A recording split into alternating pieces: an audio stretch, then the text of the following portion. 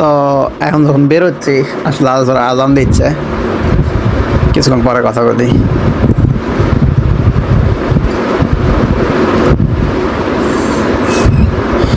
আর এখন আজান শেষ হয়ে গেছে। যে বিষয়টা সম্পর্কে বলতে চাইলাম যে আসলে বাইক একটা ভালোবাসার জিনিস।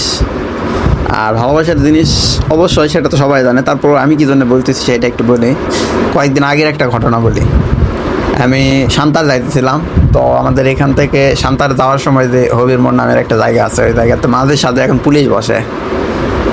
আর আমার গাড়িতে নাম্বার নাই, আমি এখনও নাম্বার করি নাই, কিংবা আমার ড্রাইভিং লাইসেন্স এখনও বের হয় নাই, কিংবা করি নাই, যাই হোক। তো বিষয়টা যেটা হয়েছে যে আমি সান্তার যাইতেছিলাম, তো সেই দিন 3টা সাড়ে 3টার দিকে যাইতেছিলাম। তো সেই সময়টাতে দেখতেছিলাম যে ওই সান্তা থেকে অনেক লোকজন আসতেছিল।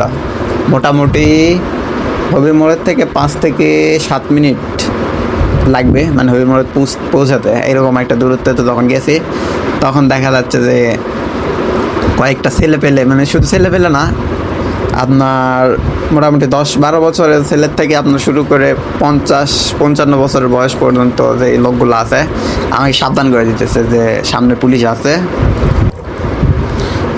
পুলিশ আছে বলতে কি, মানে আমাকে আগে থেকে সাবধান করে দিতেছে যে যেন আমি সামনে না যাই, পুলিশের হাতে ধরা না খাই।